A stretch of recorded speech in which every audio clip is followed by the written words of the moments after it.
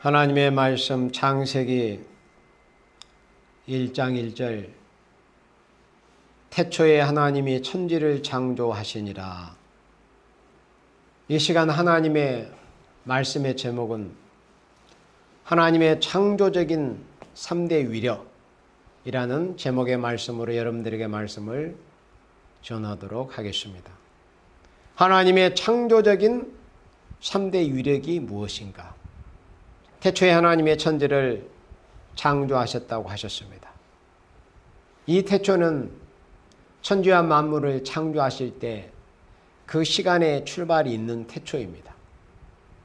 요한복음 1장 1절이나 요한일서 1장 1절에 그 영원한 태초하고는 다른 태초입니다. 물질계를 창조하신 그 태초입니다. 2절에 땅이 혼돈하고 공허하며 흑암이 깊음 위에 있고 하나님의 신은 수면에 운행하시니라. 땅이 혼돈하고 공허한 상태, 그리고 캄캄한 어두움이 수면 위에 덮여있는 그런 상태였습니다. 하나님이 가라사대 빛이 있으라 하심에 빛이 있었고 그 빛이 하나님의 보시기에 좋았더라. 하나님이 빛과 어둠을 나누사 빛을 낮이라 칭하시고 어두움을 밤이라 칭하시니라. 저녁이 되며 아침이 되니 첫째 날이니라. 첫째 날 하나님께서 천지와 만물을 창조하신 그 위대한 하나님의 창조력의 그 역사를 이제 첫째 날부터 시작을 하셨습니다. 그리고 6절에 하나님의 가라사대 물 가운데 궁창에 있어 물과 물로 나뉘게 하리라 하시고 둘째 날에는 하나님께서 물과 물을 나누었다고 하셨습니다. 큰 물과 작은 물, 하늘의 창, 그 궁창을 그 손으로 해서 경계손으로 해서 궁창 위로 모든 물질을 덮고 있었던 그 물을 그 궁창 위로 하나님이 빼내셨습니다. 그리고 궁창 아래는 이 지구에 작은 물이 모이게 해서 여기 9절 말씀에 하나님의 가라사대 천하의 물이 한 곳으로 모이고 천하의 물, 하늘 아래의 물이 한 곳으로 모이게 하셨습니다. 그래 지구에만 온전히 물이 있게 하신 거예요. 인간들이 활동할 수 있는, 생활할 수 있는 물이, 천하의 물이 한 곳으로 모이고 묻히 드러나라 하심에 그대로 되니라. 곧 하나님께서 셋째 날에 지구를 조성하신 것입니다. 우리 인생은 조물주 하나님의 창조력의 3대 위력이 무엇인가 하는 것을 바로 아는 데서부터 하나님을 바로 아는 지식의 출발이 되는 것입니다. 지식의 초점이 되는 것이죠. 하나님께서 어떻게 천지와 만물을 창조하셨는가, 그리고 또 앞으로 이 천지와 만물을 없애버리실 것인가, 그리고 다시 새로운 하늘과 새 땅을 창조하실 것인가 하는 하나님의 창조력의 3대 위력을 바로 아는 지식, 이 지식이 있어야만이 인생이 하나님을 바로 아는 지식의 출발이 된다는 것입니다. 그러면 하나님의 창조력의 3대 위력에 있어서 먼저 여기 다시 1절에 이 태초의 창조력, 그러니까 이 1절의 태초라는 것은 하나님께서 지금 우리가 살고 있는 천지와 만물을 창조하실 때 바로 그 태초를 말씀을 했는데, 이 창조라는 것은 처음 하늘과 처음 땅, 성경에 앞으로 이제 처음 하늘과 처음 땅을 없애버리는 역사가 있을 것을 요한계시록에 말씀하셨잖아요. 그러니까 지금 우리가 살고 있는 이 하늘과 땅은 하나님이 처음 지으신 하늘과 땅입니다. 그런데 이 처음 하늘과 처음 땅은 곧 물체적인 창조를 말씀을 한 거예요. 원래 여기 2절 말씀처럼 땅이 혼돈하고 공허하고 흑암에 잠겨있는 그런 상태, 그러니까 온시적인, 태초의 온시적인 그런 상태에 있었던 것인데, 하나님께서 여기 3절 말씀에 하나님이 가라사대 빛이 있으라 하심에 빛이 있었고, 그러니까 이 창세기 1장 3절에 이제 드디어 하나님께서 처음 하늘과 처음 땅을 창조하시기 위해서 하나님의 그 창조의 위력, 하나님의 창조의 그 능력을 이 물체에 이제 들여보내기 시작하신 것이 창조의 이제 시작이 된 것입니다. 이 물체 자체에는 절대 스스로의 힘이나 능력이나 에너지가 없습니다. 이 물체 자체에는. 첫째 날에 빛이 있으라 하신 그 빛이 무슨 빛이냐면은 이 창조를 시작하실 때 아무런 생명력이 없는 이 물체에 그 창조의 생명력을 불어넣는 그런 빛입니다. 그러니까 창조의 생명의 빛이에요. 창조의 생명의 능력, 창조의 빛을 아무런 생명력이 없는 흑암과 혼돈과 공허 상태에는, 그러니까 태초의 온시 상태에 있었던 그런 물체에 하나님께서 이제 비추어 주시기 시작을 하신 것입니다. 이것이 첫째 날에 된 일입니다. 물체 자체에는 스스로 힘이나 에너지가 없다고 그랬습니다.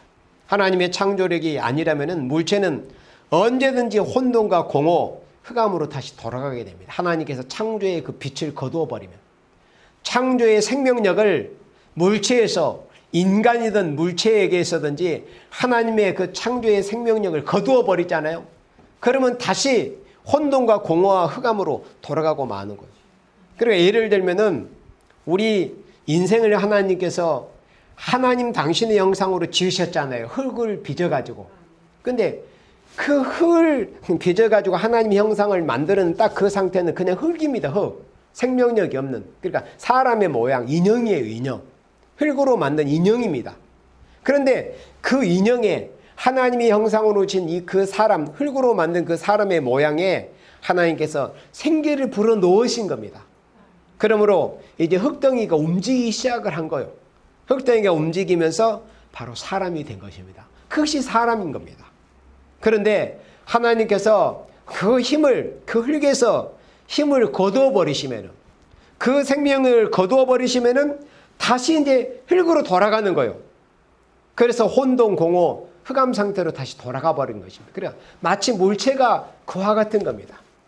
그래서 태초의 창조력이라고 하는 것은 혼돈과 공허, 흑암 가운데 있었던 그런 온시 상태에 있었던 이 물체에 하나님께서 창조의 생명의 빛을 비추어 주시기 시작을 하신 것이 창조의 첫 번째 그런 역사의 시작이었다 하는 것입니다. 그래서 하나님의 창조의 이력이라는 것은 목적이 없이는 있을 수 없습니다. 하나님은 어떤 창조의 역사, 뭘 만드실 때 반드시 목적을 가지고 하시는 것입니다. 그 목적이 뭐냐? 태초의 창조력이 물체에 들여와서 움직이는 목적은 하나님의 아름다운 세계를 이루고자 하시는 그런 목적이 있어요. 하나님의 아름다운 영광의 세계를 이루시고자 하는 그런 목적으로 하나님께서 태초의 창조력을 물체에 들여보내신 것입니다. 하나님께서 만족한 세세 영광으로서 하나님의 형상으로 지신 인생, 그 사람과 동고동락하겠다는 것이 태초의 창조력을 움직인 하나님의 그 창조의 목적입니다. 처음 하늘과 처음 땅 하나님 왜 만드셨느냐? 그 목적이 뭐냐? 하나님의 형상으로 오신 인생들과 더불어서 영원히 동고동락하시겠다는 그런 목적으로 처음 하늘과 처음 땅을 하나님이 만드신 거예요. 하나님께서 이 엄청난, 이 위대한, 이 거대한 일을 시작을 하셨기 때문에 그 목적을 완성하시기까지는 비록 우리 인생이 부족하고 부족함이 많다 할지라도 결국에는 그 하나님의 그 창조의 목적을 이루어 놓고야 만다는 것이 하나님의 무소불능하신 하나님의 힘의 활동이라고 하는 겁니다. 여기 창세기 1장에 처음 하늘과 처음 땅은 영원한 천국, 그러니까 요한계시록 21장에 처음 하늘과 처음 땅을 다 없애버리고 새로운 하늘과 새 땅, 신천신지를 이제 만드시는 데 있어서 창세기 1장에 그 처음 하늘과 처음 땅은 영원한 천국을 이루기 위한 그 목적을 이루기 위해서 한 사업적인 창조에 불과했던 거예요. 우리가 지금 살고 있는 처음 하늘과 처음 땅은 우리 인생이 영원히 살 곳이 아닙니다. 창세기 21장에서 하나님이 신천신지 새하늘과 새 땅 영원한 무궁세계를 이루어서 그곳에 가서 사는 데 있어서 이 땅은 그곳에 갈 사람들을 생육하고 번성해서 그곳에 갈 사람들을 이제 만들어내는, 그러니까 인격을 영원한 하나님의 나라 영원한 천국에 들어가는 사람들을 만들어내는 그런 이 사업적인 장소로 만든 곳이 바로 처음 하늘과 처음 땅입니다. 그게 창세기 1장에 처음 하늘과 처음 땅이라고 하는 건데, 그런데 우리 인생이 하나님의 그 창조의 목적을 이루지 못하도록 한 번에 처음에 실수가 있었습니다. 그게 뭐냐면 에덴 동산에서의 인생의 타락이었습니다. 에덴 동산에서 첫째 아담의 타락으로 인해서 하나님은 그 창조의 목적을 이룰 수가 없게 되었어요. 그런데 둘째 아담 되시는 예수님께서 오셔서 십자가에서 우리를 위해서 죽어주심으로 다시 이제 에덴 동산으로 하나님 나라로 들어갈 수 있는 그런 자격을 회복을 시켜 놓으신 겁니다. 2000년 전에 예수님이 이 땅에 오셔서 십자가에 죽으신 것은 영원한 하나님의 나라, 영원한 그리스도의 왕국을 이루는 데 있어서 그 기반, 그 기초를 닦기 위해서, 그리고 하나님 나라에 들어가려면 우리가 죄가 없어야 하나님 나라에 들어가는데 우리 인생의 에덴 동산에서 죄를 범함으로 해서 하나님 나라에 들어갈 수 없게 되었단 말이죠. 그런데 예수님께서 하나님의 나라에 들어갈 수 있는, 에덴 동산에 다시 돌아갈 수 있는 사람으로 만드시기 위해서 예수님이 이 땅에 오셔서 십자가에서 우리를 위해서 죽어주신 거예요. 그리고 이제 재림하셔가지고 실제로 에덴을 회복하시는 그 역사가 앞으로 있게 됩니다. 바로 그 역사가 이 땅에 천년왕국을 이루시는 역사입니다. 그래서 천년왕국의 모습은 어떤 곳인가? 모든 것은 다 성경에 있습니다. 그러면 천년왕국에 대해서 사람들이 이렇다 저렇다 다 말을 할 수 있고 꿈꾸고 생각을 할 수가 있지만은 우리 이사야 35장의 말씀 들으면서 보겠습니다. 이사야 35장에 보면은 사람들의 어떤 의견이 분분하지만은 천년왕국이라는 곳은 어떤 곳인가 하는 것을 이사야 35장 한 장만 읽어봐도 분명하고 명확하게 알 수 있어요. 자, 우리 이사야 35장 1절 말씀에 광야와 메마른 땅이 기뻐하고 그리고 사막이 백합화 같이 피어 즐거워한다고 그랬습니다. 그렇다면 이 이사야 35장은 앞으로 예수님께서 재림하셔서 이루실 천년왕국의 모습이에요. 그런데 천년왕국은 에덴 동산의 회복이라는 거예요. 천년왕국이라는 것은 지금 창세기 1장에서 처음 하늘과 처음 땅을 지으신 우리가 살고 있는 이 처음 하늘과 처음 땅을 다 완전히 없는 것처럼 창세기 1장의 천지와 만물을 창조하시 그 직전의 상태와 같이 처음으로 돌려버리는 그런 일이 있고 나서 새로운 하늘과 땅을 새롭게 창조해서 이루시는 그런 세상이 아니고 창세기 1장에서 처음 하늘과 처음 땅을 지은 우리가 살고 있는 이 땅을 하나님께서 쉽게 리모델링만 하시는 거예요. 완전히 없애고 새롭게 신축하는 게 아니고 이사야 35장 1절 말씀이 바로 그 말씀이에요. 만약에 천년왕국이라는 곳이 완전히 없애고 완전히 없는 데서 새롭게 만드는 곳이라면은 여기 1절에 굳이 광야와 메마른 땅이 기뻐한다고 말할 필요가 없는 거예요. 그리고 사막이 백합화 같이 피어 즐거워하는 이런 말씀을 할 필요가 없잖아요. 그런데 왜 이런 말씀을 하셨을까요? 천년왕국이라고 하는 것은 이 지구가 지금은 실제로 전 세계의 많은 면적을 사막과 황무지가 차지하고 있습니다. 그리고 하루 동안에도 한 달 동안에도 1년 동안에도 사막과 황무지가 엄청난 면적이 늘어가고 있어요.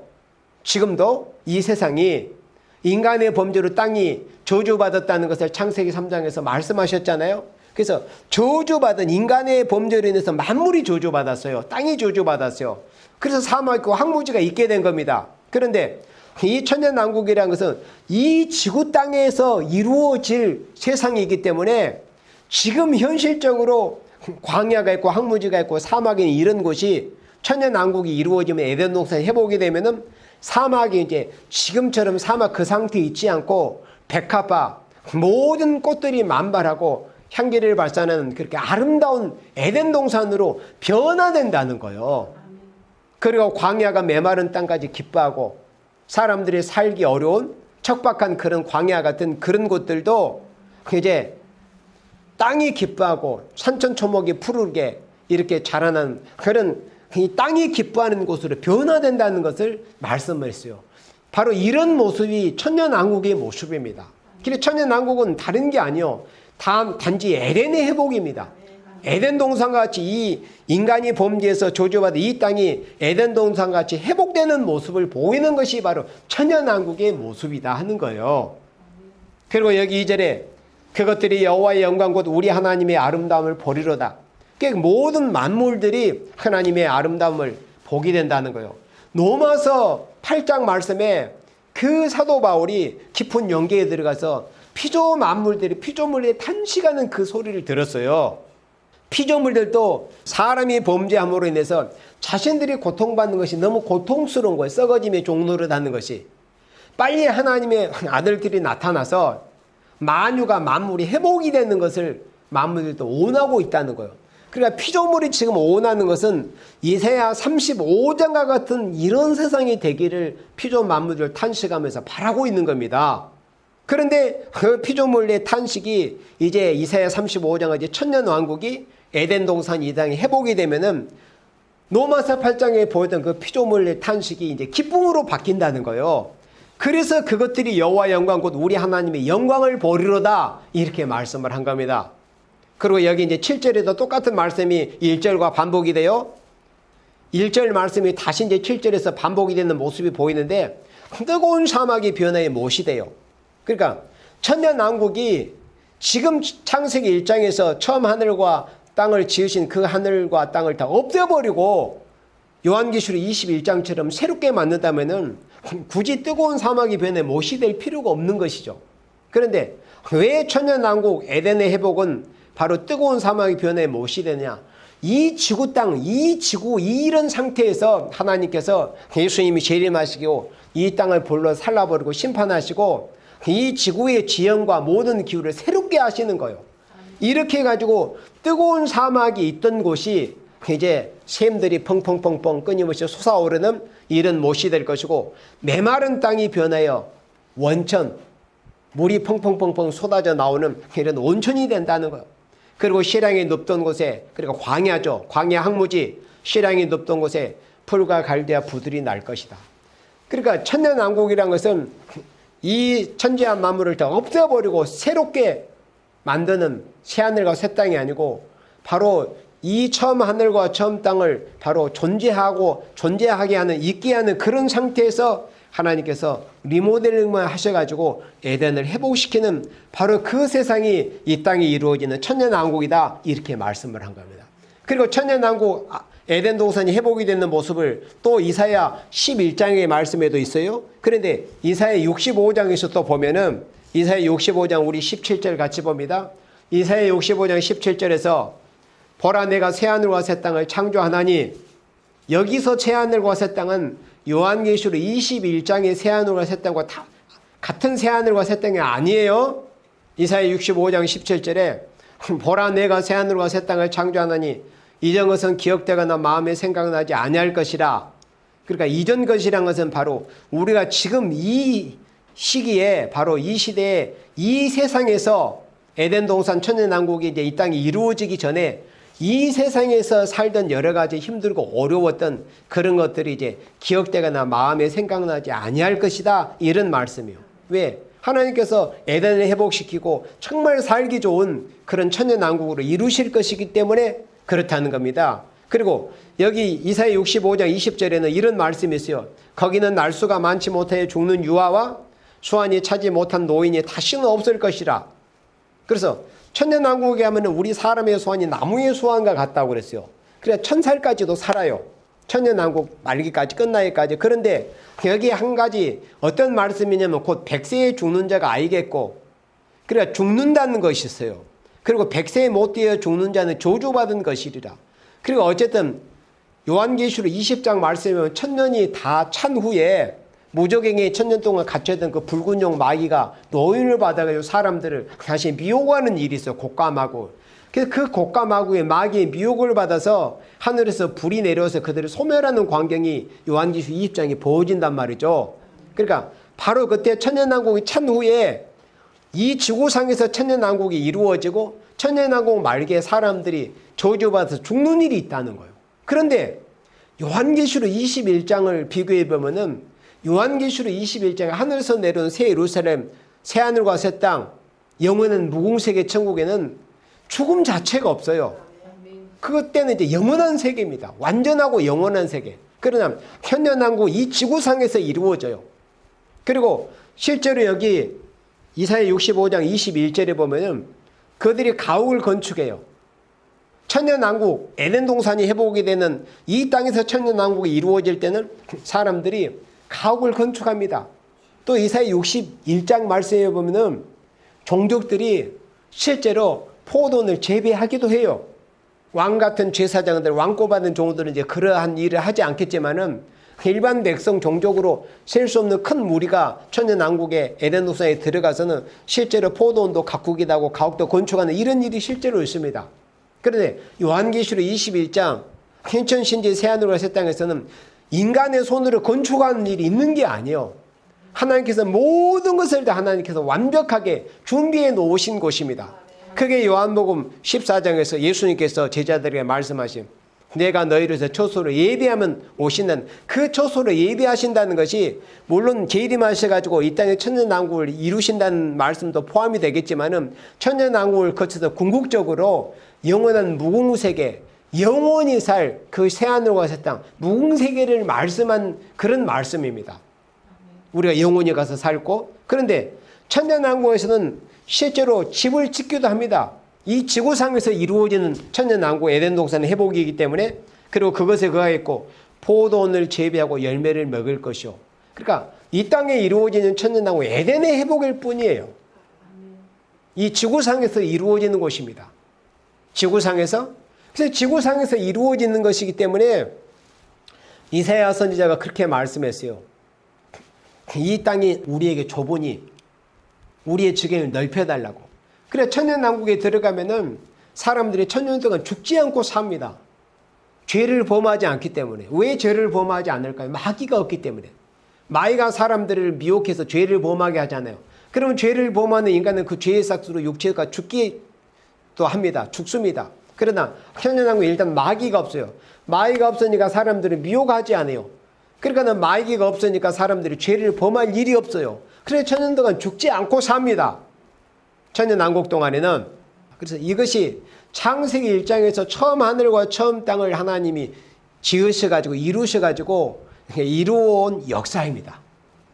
천지와 만물을 창조하신 그때로부터 시작을 해서 천년왕국에 이르기까지. 그리고 이제 하나님께서 창세기 1장에서 천지와 만물 처음 하늘과 처음 땅을 지으신 그 목적을 다 이루시고 나면은 굳이 지금 우리가 살고 있는 이 처음 하늘과 처음 땅을 천년왕국까지 포함해서 굳이 이제 더 이상 이 존속할 필요가 없는 거예요. 그래서 왜? 처음 하늘과 처음 땅을 지으신 그 목적을 이루셨기 때문에. 그럼 이제 두 번째 단계로 하나님께서 하나님의 그 창조력의 두 번째 역사를 하시는 것입니다. 하나님께서 그 하나님의 창조력의 3대 위력의 역사에서 두 번째 그 창조의 역사, 하나님의 그 창조력의 위력의 두 번째 역사를 하시는데 그 역사가 무슨 역사냐면은 여러분들 요한계시록 20장 11절 말씀을 보도록 합니다. 하나님의 창조력의 두 번째 역사가 어떤 역사냐면은 천지를 없애버리는 역사예요. 창세기 1장에서 하나님이 처음 하늘과 처음 땅을 지으신 이 우리가 지금 살고 우리가 보고 있는 저 우주 세상을, 우주 세계를 없애버리는 것입니다. 그 자체를 완전히 천년왕국이 끝나고 나서 없애버리는 거예요. 천년왕국이 시작되기 전에 없애는 게 아니에요. 그렇지. 그러면 이사야 35장 말씀과 맞지를 않아요. 처음 하늘과 처음 땅을 지으신 목적을 다 이루시고 나면은 요한계시록 20장 11절처럼 천지를 없애버리는데 이제 여기 20장 8절에서 곡과 마곡을 하나님께서 소멸해버립니다. 그들이 이제 천년왕국 말기 다 저주받은 자들이 해당이 되는 거예요. 그리고 여기 11절에 또 내가 크고 흰 보좌와 그 보좌에 앉으신 자를 보니 땅과 하늘이, 그럼 여기서 땅과 하늘이 언제 하나님이 지으신 땅과 하늘일까요? 창세기 1장에서 하나님이 지으셨던 그 처음 하늘과 처음 땅이에요. 그 땅과 하늘을 하나님이 없애버리는 거예요. 그 앞에서 피하여 간디 없더라. 그러면 창세기 1장 2절 기억하시죠, 여러분들? 땅이 공허하고 혼돈하고 흑암에 잠겨있더라. 그 상태로 돌아가 버리는 거예요. 창세기 1장에서 처음 하늘과 처음 땅을 짓기 전 그 상태 있잖아요. 혼돈 같고 그 상태로 이 우주세계가 다 돌아가 버리는 거예요. 왜 그럴까요? 하나님이 새 집을 지으시려고 그러는 거예요. 그러니까 천지를 없애는 위력, 하나님의 창조력의 그 3대 유력에서 두 번째 유력이 뭐냐면 천지를 없애버리는 유력이 있다. 하나님의 창조는 영혼을 목적한 창조도 있고 한 사업적인 목적을 이루는 것도 있는데 창세기 1장에서 이루시는 그 천지와 만물을 창조하시는 그 창조는 한 사업적인 목적으로, 그러니까 영원한 세계, 요한계시록 21장에 그 영원한 무궁세계를 이루기 위해서 먼저 사업적인 목적을 두고 처음 하늘과 처음 땅을 이 땅에 이 세상을 하나님이 이제 펼치신 거예요. 그런데 그 목적을 다 이루셨기 때문에 이제는 더 이상 필요가 없는 거예요. 그래서 천지를 없애버리는 그런 위력을 하나님이 이제 보이시는 것입니다. 그래서 처음 하늘과 처음 땅은 흙으로 사람을 만들어서 흙에서 나는 소산을 먹고 흙에서 나는 물을 먹고 또 생육하고 번창해서 그 씨로 하늘의 별 바다의 모래같이 많게 하려는 것이 처음 하늘과 처음 땅을 지으신 하나님의 목적이었습니다. 그런데 천연왕국이 지상에서 이루어지는 것은 물체적인 지구의 효과를 발휘해서 그 목적인 축복을 인간에게 다시 찾아주는 것 뿐이었어요. 자, 다시 반복합니다. 천연왕국 왜 이 땅에 이루시느냐? 에덴 동산 하나님이 사람을 지으실 때 하나님이 분명히 창세기 1장에서 축복하셨잖아요. 창세기 1장 26절 이후에 하나님께서 아담에게 축복을 하셨어요. 그런데 그 축복을 받아 누리지를 못했어요. 그래서 이 땅에 굳이 하나님께서 이제 하나님의 궁극적인 목적은 영원한 하나님의 나라, 영원한 왕국, 영원한 그리스도의 왕국 이루시는 것이 목적인데 굳이 영원한 왕국을 이 땅에서부터 왜 시작을 하시느냐, 천년왕국을 왜 이 땅에서부터 시작을 하시느냐 하는 것은 처음에 에덴 동산에서 하나님이 축복하시는 그 축복을 인간이 누리지를 못했기 때문에 그 축복을 한번 회복시켜 주시기 위해서 하나님의 입에서 나온 말씀이기 때문에 하나님의 입에 그 말씀을 이루시기 위해서 에덴을 회복시켜서 인생들라는 그 축복을 한번 누려라 하는 그런 의미에서 이 땅의 천년왕국을 이루신 것 뿐이에요. 그래서 영원한 왕국의 출발은 이 땅에서부터 시작이 되는 거예요. 천년왕국에서부터. 원래는 에덴 동산에서부터 출발이 됐어야 되는데 처음에 실패했기 때문에. 그래서 천년왕국을 이 땅에서 이루시고 천년왕국이 이제 영원한 무궁세까지 이루어지는 겁니다. 장소만 바뀌어가지고. 그래서 첫째 아담의 실패로 잃었던 축복을 다시 찾아서 누리기 위한 그런 목적으로 이루시는 왕국이 성도의 왕국인 천년왕국이다 하는 말씀입니다. 그런데 이제 목적을 다 이루었기 때문에 천년왕국은 천년이 찰 때 이것을 없애는 것은 계시록 21장처럼 신천신지의 영원한 왕국을 목적이었기 때문에 죽은 자는 부활을 하고 또 살아남은 자는 이제 무궁세계로 옮기기 위해서 대심판이 있어요. 행위심판, 백보자 심판이 이제 있습니다. 그 심판을 거쳐서 사업적인 목적으로 창조한 물체는 다시 창세기 1장 2절의 말씀처럼 혼돈과 공허 흑암으로 떨어지고 마는 것입니다. 다시 태초의 온시 상태로 돌아가 버리고 마는 거. 처음 집이 다 하나님이 없애버리는 거예요. 처음 온시 상태로 돌아가는 거예요. 처음에 이제 아무것도 없는 온시 상태로. 그리고 그곳에 다시 이제 새로운 집을 지으시는 거예요. 그곳이 바로 요한계시록 21장의 새하늘과 새 땅이에요. 우리 인생들이 하나님의 택하신 생명들이 구원받은 생명들이 영원히 하나님 나라에 가서 살 곳, 바로 그곳이 바로 요한계시록 21장의 새하늘과 새 땅이에요. 그래서 하나님의 창조의 3대 이력의 세 번째는 신천신지를 이루는 창조의 이력입니다.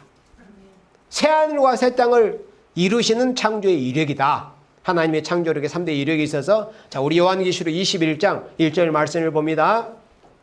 또 내가 새하늘과 새 땅을 보니 처음 하늘과 처음 땅이 없어졌고 이 처음 하늘과 처음 땅을 다시 반복하지만은 창세기 1장에서 지으신 그 처음 하늘과 처음 땅입니다. 그런데 바다도 다시 있지 않더라 그랬어요. 바다도. 그래 처음 하늘과 처음 땅을 하나님이 주실 때는 실제로 하늘도 있고 땅도 있고 바다도 있었잖아요. 그런데 이 처음 하늘과 처음 땅을 지으신 목적은 천년왕국까지 그 목적을 완수했어요. 그래서 더 이상 이제 있을 필요가 없는 거예요. 진짜 본집으로 하나님을 지으셔야 되기 때문에 본집 2절에 또 내가 봄에 거룩한 성 새 예루살렘이 하나님께로부터 하늘에서 내려오니 그 예배한 것이 신부가 남편을 해야 단장한 것 같더라. 자, 그래서 요한계시록 21장 2절에서는 우리 하나님께 구속함을 받은 하나님의 택하심을 입은 생명들이 영원히 가서 누리고 살 곳, 그곳을 하나님이 이제 계시를 보여주시는 건데, 그 모습이 하늘에서 내려오는 모습으로 보여준 거예요. 그리고 이것을 영적으로 해석하지 않는 사람들이 혼란할 수가 있어요. 그럼 왜 하늘에서 내려오는 모습으로 보여졌느냐? 우리가 가서 살 곳이 무슨 조립식으로 하나님이 하늘에서 조립해가지고 컨테이너 박스처럼 우리 인생에게 내려주시느냐, 이런 의미가 아니고, 이 우리 인생들이 영원히 가서 살 새 예루살렘 도서, 영원한 무궁세계, 영원한 세계라는 것은, 이루어지는 것은 하나님의 은혜로 되어지는 거다. 하나님께로부터 하나님의 은혜로 되어지는 것인데, 계시를 보여주시기 위해서 하늘에서 내려오는 모습으로 그렇게 보여준 거예요. 하나님의 은혜로 이루어지는 그 무궁세계를 계시로 보여주시기 위해서 이렇게 하나님의 은혜로 내려주시는, 은혜로 이루어주시는 영원한 무궁세계를 사도 요한, 네가 영안이 열려서 한번 보아라, 그렇게 보여주시는 장면이다 이겁니다. 그래서 이 땅에 이루어지는 천년왕국도 하나님의 은혜로 이루어지는 것이고, 영원한 무궁세계, 새하늘과 새 땅, 신천신지도 하나님의 은혜로 다 되어지는 거예요. 그래서 하늘에서부터 내려오는 모습이 어떤 모습이었어요? 마치 신부가 남편을 단장하듯. 이게 무슨 말씀이에요? 그러니까 그만큼 극도의 아름다운 도성이라는 거예요. 비유적인 겁니다. 신랑과 신부가 결혼할 때, 신부가 현 신랑을 만나가지고 결혼할 때 일생에서 가장 아름다운 모습이 신부의 모습이잖아요. 그러니까 우리 인간에게 있어서 어떤 그 이상의 비유를 할 게 없어요. 신부가 남편을 위해서 단장한 것보다 더 아름다운 모습을 어떻게 표현할 수 없다는 거예요. 가장 아름다운 모습이라는 비유적인 표현이에요. 우리 인생들이 하나님 나라에 가서 살 그 새 예루살렘 도성의 아름다움이 이렇다는 겁니다. 그리고 3절에 내가 들으니 보좌에서 큰 음성이 나서 가로되 보라, 하나님의 장막이 사람들과 함께 있으며 하나님이 저희와 함께 그가 하시리니 저희는 하나님의 백성이 되고 하나님은 친히 저희와 함께 계셔서. 자, 여기서 3절에서 이제 드디어 무슨 말씀이 나오냐면은 하나님의 장막에 사람들과 함께 있다는 말씀이 나옵니다. 자, 우리 인생을 지금 하나님께서 우리로 하여금 야, 너희들 이리 올라와서 살아라, 그렇게 해도 우리는 살 수가 없어요. 왜? 이런 몸으로, 이런 선악과의 질이 있고 죄의 질이 있는 이런 몸으로 어떻게 하나님 나라에 가서 영원히 살 수 있습니까? 그러면 살 수 없습니다.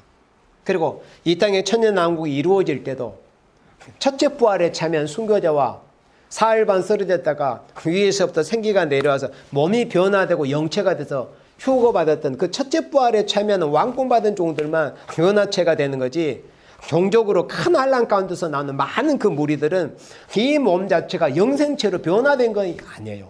피가 깨끗해져서 주님 나라에 대해 육체가 죽지 않고 가는 정도로 그런 모습으로 이제 변화되는 거지, 영체의 몸, 그러니까 예수님이 부활하실 때 그런 영체의 몸으로 변화된 건 아니에요. 그런데 이제 요한계시록 21장에서 영원한 무궁세계 새하늘과 새 땅이 이루어질 때는 이제는 첫째 부활을 참여해서 천년왕국에 들어가서 살았던 그 왕권받은 종들과 둘째 부활에 참여해서 생명의 부활로 부활한 생명들이 있잖아요. 생명의 부활로 부활한 그 생명들이 그 둘째 부활에 이제 부활을 받을 때는 이제 하늘의 형체를 입어요. 마치 천사들의 몸처럼. 예수님이 부활하실 때 그 몸처럼 요 고린도서 15장의 하늘의 형체, 신령한 몸이 되는 거예요. 그러니까 죄와는 완전히 상관이 없는 예수님과 같은 아름다운 신령한 거룩한 몸으로 이제 변화가 되는 거, 신령한 몸으로. 그러하기 때문에 여기 계시록 21장 3절에 하나님의 장막에 사람들과 함께 있음에 하나님이 저희와 함께 거하시고 저희는 하나님의 백성이 되고 하나님 친히 저희와 함께 계셔. 그러니까 하나님과 동거할 수 있게 되는 거예요. 이런 몸으로는 당장 우리로 하나님께서 와서 하나님 나라에서 살아게 해도 우리는 살 수가 없어요. 우리 몸이 예수님의 부활체의 몸처럼 그런 신령한 영체의 몸이 돼야만이 하나님과 동거할 수 있다, 이런 말씀이에요. 그런데 이제 둘째 부활을 거쳐서 이제 생명의 부활을 받은 모든 생명들이 영체의 몸이 되었기 때문에 하나님과 드디어 동거할 수가 있게 된 거예요. 드디어 하나님과 동거동당하는 인생의 꿈이 이루어지는 거예요. 여기에서 그 다음에 4절에 모든 눈물을 그 눈에서 씻기심에 다시 사망이 없고, 자, 천년왕국에서는 천년왕국 말기에는 사망이 있었어요, 없었어요? 있었잖아요. 저주받아 죽은 자들, 하나님을 대적했던 미혹받아서. 천년왕국 말기에는 이 지구상에서 이루어지는 세상에서는 사망이 있었어요. 천년왕국 말기에는. 그러나 영원한 무궁세계 요한계시록 21장에서 보여지는 영원한 무궁세계, 영원한 세계에서는 다시 사망이 없어요. 저주받을 일도 없고 모든 것이 이제 완전하고 온전하게 되는 이런 무궁세계입니다. 그리고 애통하는 것이나 곡하는 것이 나쁜 것이 다시 있지 않아요. 천년왕국 말기에서는 사람들이 저주받아 애통도 하고 죽기도 하잖아요. 그러나 영원한 무궁세계 천국에서는 애통하는 것이나 곡하는 것이 나쁜 것이 다시 있지 않고 처음 것들이 다 지나가서 처음 것들이 다 지나갔다는 말씀은 처음 하늘과 땅을 통해서 되어진 일들, 창세기 1장에서 한 사업적인 목적으로 창조하셨던 그 일을 통해서 처음 하늘과 처음 땅 그 공간에서 되어졌던 모든 일들이 다 지나가고 이제 다시 완전히 새롭게 완전히 없앴다가 다시 하나님의 창조의 3대 역사에서 마지막 단계인 새하늘과 새 땅을 지으시는 이런 하나님의 역사를 통해서 이루어진 이 아름다운 세계이기 때문에 처음 하늘과 처음 땅을 통해서 되어진 일들이 다 이제 지나갔음이로다 이렇게 말씀을 한 겁니다. 그리고 5절에 보좌에 앉으시니까 가라사대 보라 내가 만물을 새롭게 하노라.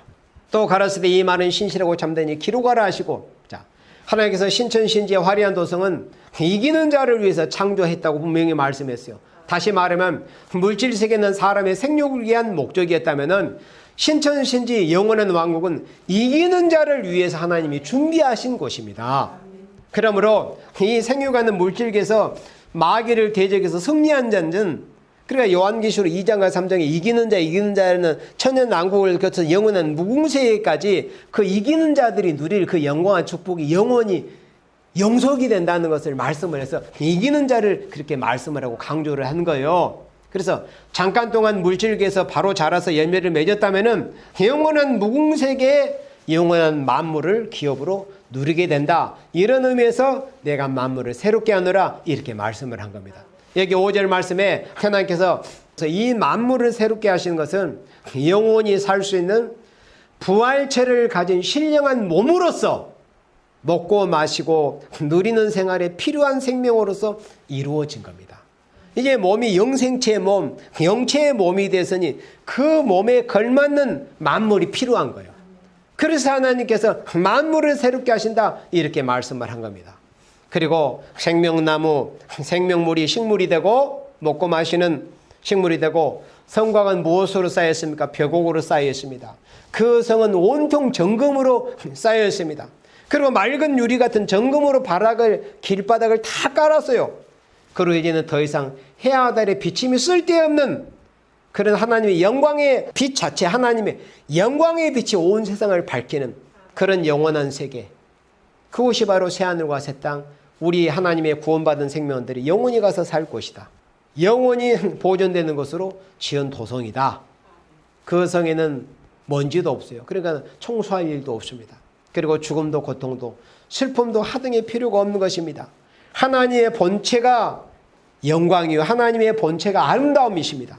그리고 하나님은 거룩하신 분이고 평강이고, 그것을 하나님이 가지고 오고 지니고 계신 그 영광을, 그 아름다움을 피조물된 사람으로 함께 누려보자는 것, 이것이 창조주의 활동으로 이루어지는 영원한 무궁세계라고 하는 겁니다. 결론적으로 창조라는 것은 창조 자체가 하나님의 본체의 이름이 아니에요. 이것은 사람을 위해서 하나님께서 이렇게 활동했다는 것을 표현하는 말인 것뿐입니다. 하나님은 사랑인 동시에 창조력을 가졌습니다. 하나님은 사랑만 가지신 게 아니라 현재한 만물을 창조하신 능력, 또 처음 하늘과 처음 땅 없애버릴 수 있는 능력, 영원한 세계를 다시 지으실 수 있는 이런 능력을 가지셨으니 그 사랑의 본성을 나타내시고 창조의 능력을 발휘해서 열매로 이루어진 것이 사람이 영원히 복락을 누리는 무궁세계라고 하는 것입니다. 그래서 하나님의 창조의 위력을 바로 알면은 우리 인생이 소망을 갖게 됩니다. 소망이 생깁니다. 그래서 아무쪼록 이 땅에서 신앙의 승리자가 되어서 천년왕국 거쳐서 영원한 무궁세계의 축복을 다 받아서 길이 하나님과 더불어서 누리는 여러분들이 되시기를 주님의 이름으로 축원합니다. 아멘.